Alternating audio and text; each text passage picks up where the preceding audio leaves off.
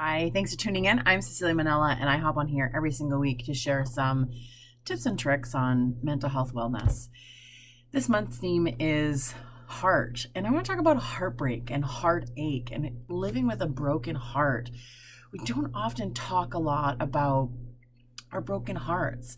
We live in a time when we're trying to really power through things, to always be happy, to have this positivity all the time and positive thinking. And in reality, we all have broken hearts. So what do you do when you are broken hearted?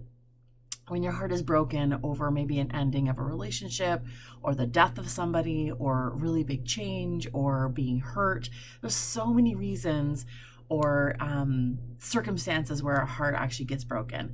Now, that broken heart feeling is actually a sensation in your body. You can physically feel it in your chest when you have a broken heart.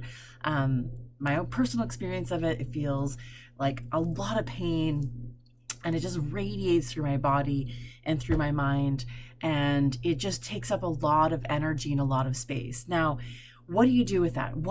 First of all, you need to acknowledge it. Now, there's so much power in being able to say it, to be truthful with yourself and maybe some other people in your life around saying, yes, I feel brokenhearted. My heart is actually broken over this, and to claim it. Now, why do we want to claim it? Why do we need to name it? Because in naming it, we actually own it and we sit in the truth of our story.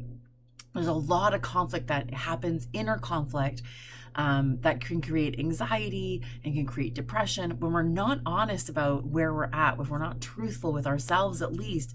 And it's so much better when you can be truthful with another person around how you actually feel. So the first thing you need to do is really just own it and claim it for what it is.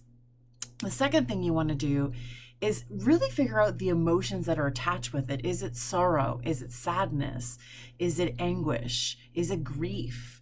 Is it loss? Is it disappointment? What is the emotion that is attached to it? And what are the emotions? And potentially there's lots of emotions attached to a broken heart. So in naming, you want to name the fact and own it that this is what happens and how you feel. And you want to identify the emotions that are contributing to the feeling and the sensation of having a broken heart. Again, claiming emotions is really important because when we name it, we can actually sit in it and identify it and not avoid it, and be truthful with ourselves about it. And the third thing you want to do when you have a broken heart is be really patient. We are so hard on ourselves with expectations of where we should be, how we should feel, or how we should react to something. So everyone thinks that grief should be really quickly. And in fact, we grieve sometimes for our entire life when we love someone and a relationship has ended due to death. Then we will always grieve that. And grief is a lifelong thing. Having a broken heart might be a lifelong thing. And so we need to be patient with ourselves and stop putting these expectations around timelines on what should be and shouldn't be. And if anyone in your life tells you that you should be over it or should be this or just shooting all over yourself when it comes to how you feel and your broken heart, you need to kindly just tell them to stop, that they're not to dictate your timelines and that there actually is no timeline. And we need to be patient and understanding with ourselves and have compassion and allow ourselves to realize that having a broken heart is a human experience.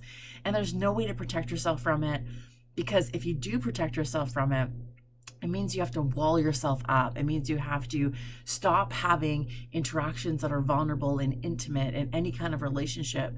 It means robbing yourself of joy to wall yourself up from preventing yourself from having a broken heart over something.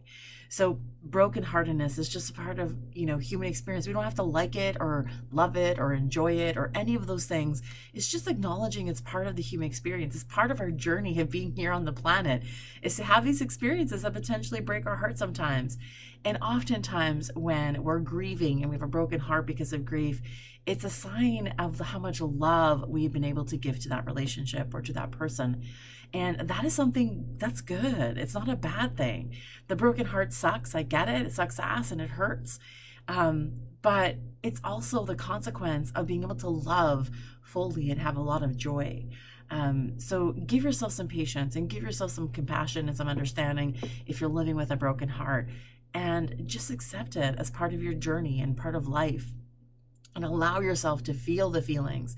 Allow yourself to go through them instead of trying to, positive talk your way through it. Sometimes it's just okay to acknowledge that it hurts. And that's okay. And that's okay. And you're going to be okay. Everyone's going to be okay. And a broken heart is part of our process and our journey through life. I hope to see you next week.